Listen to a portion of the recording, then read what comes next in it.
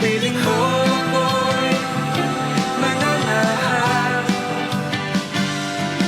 pagkat ikaw lamang aking kalakasan. Sa piling mo tagumpay ko'y naranasan.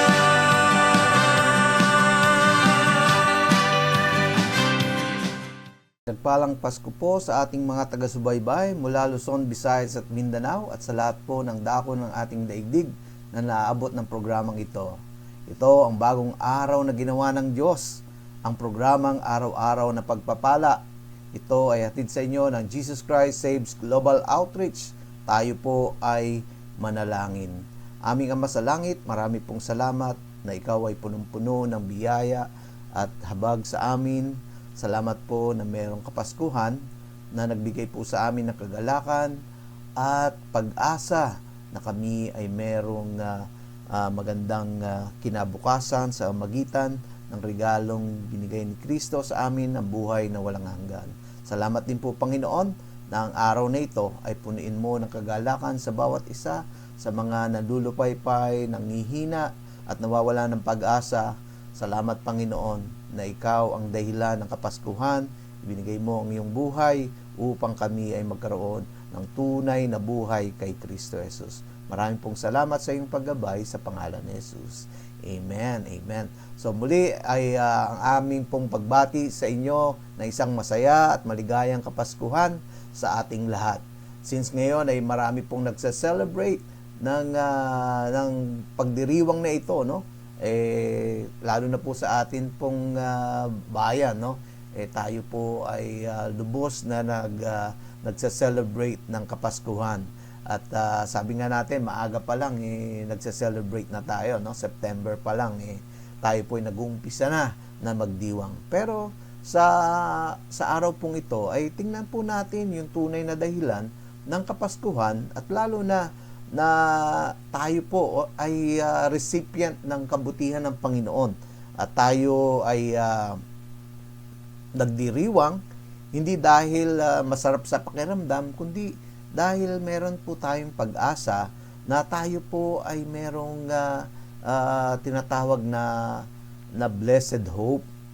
Dahil po ang sabi po ng Biblia, tayo po ay makasalanan at lahat tayo, no, ay hindi nakaabot sa kaluwalhatian ng Panginoon. Kaya naman po sundan po natin ang istorya ng Pasko at ang dahilan at nais ng Diyos na ating alalahanin sa araw na ito.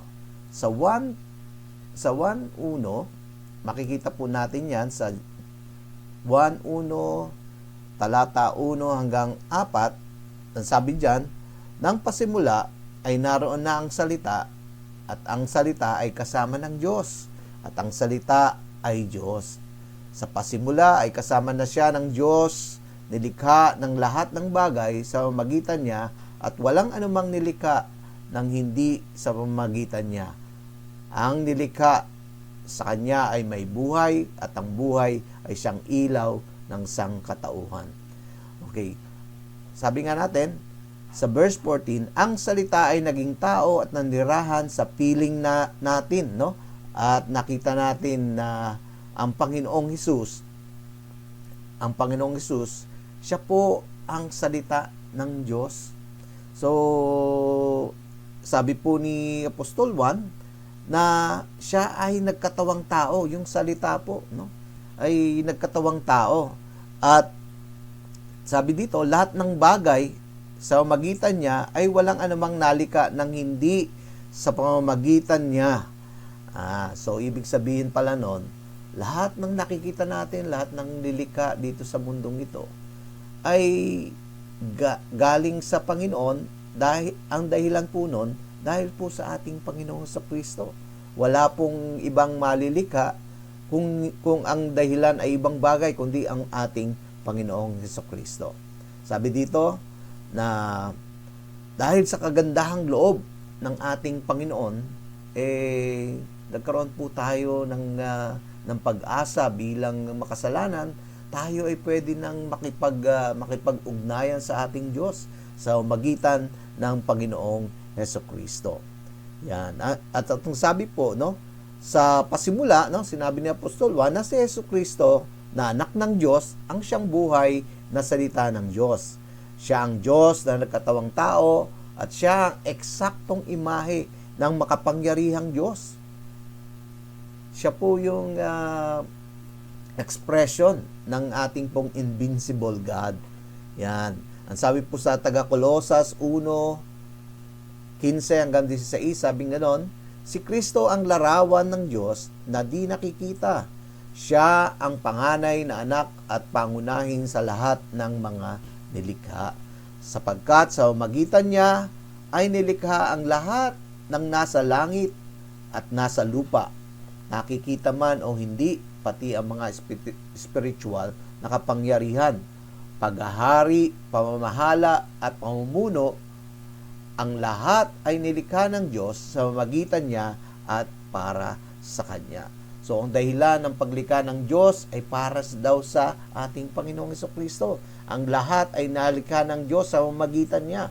So, kung wala ang salita ng Diyos, ang salita ng Diyos, ang anak ng Diyos, ang Panginoong Jesucristo, ay hindi po malilikha ang sanlibutan, ang buong creation niya.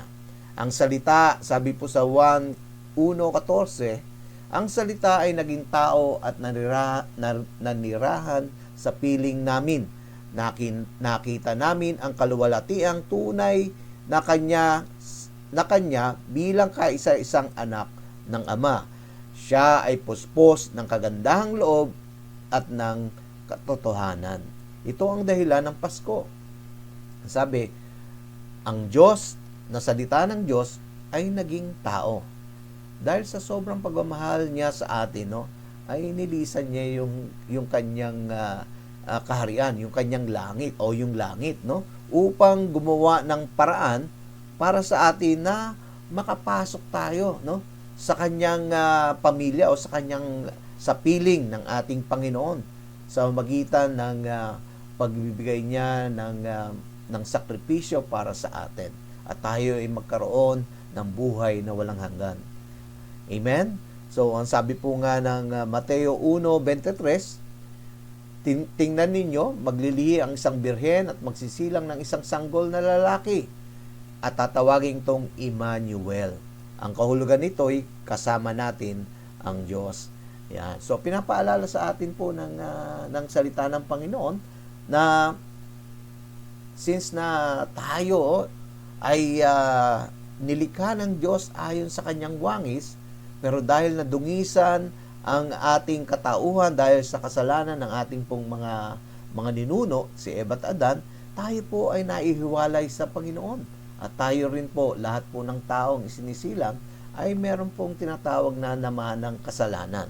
Kaya, nais ng Diyos na tayo bumalik, no, sa original na pagkakalikha sa atin, na tayo ay makapiling po natin ng Panginoon at tayo lumakalakad sa Kanya ng merong pagsunod at merong kagalakan. Kaya sabi dito, yung word na Emmanuel, no, ang kahulugan nito ay kasama natin ng Diyos.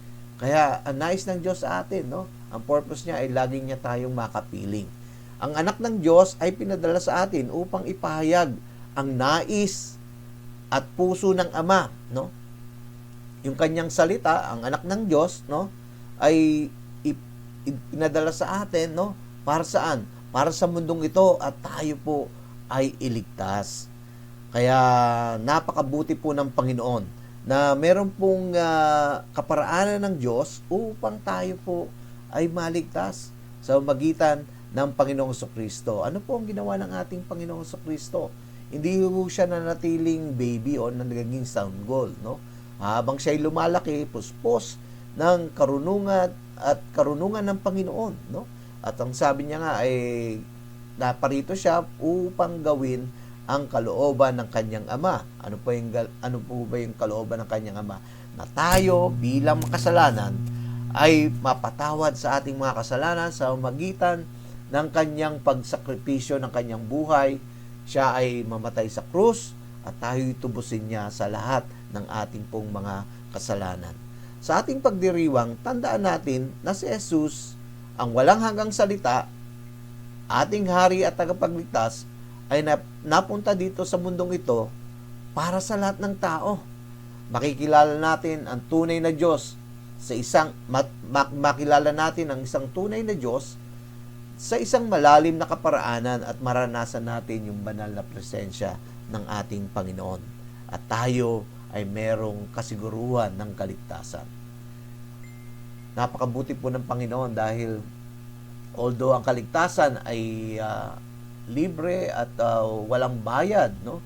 Pero meron pong nagbayad niya ng ating Panginoong Kristo sa magitan ng kanyang mahalagang dugo na binuhos sa krus ng Kalbaryo upang tayo ay maging bahagi ng kanyang pong pamilya. Ang sabi po sa 1:1-12, subalit ang lahat ng tumanggap at sumampalataya sa kanya ay binigyan niya ng karapatang maging mga anak ng Diyos. Kaya mga kapatid, kung kayo po ay nagnanais na maging kabahagi ng pamilya ng Diyos, kailangan po nating sumampalataya, tanggapin natin si Kristo sa ating buhay at tayo ay binibigyan ng karapatan ng Diyos upang maging anak niya. Ang sabi po sa Taga-Roma 3:23-24, sapagkat ang lahat ay nagkasala at walang sino mang nakaabot sa kaluwalhatian ng Diyos. Ngunit dahil sa kanyang kagandahang loob, because of the grace of God, sabi dito, sila ay pinawalang sala na niya sa magitan ni Kristo Jesus na siyang nagpalaya sa kanila. Naway lagi nating isa puso at isa isip na tayong lahat ay makasalanan at naparito ang salita ng Diyos na nagkatawang tao, ang ating Panginoong Kristo, upang tayo ay maligtas. Kaya tayo ay punong-puno ng pag-asa, kagalakan at kapayapaan sa mabuting balita ng Pasko.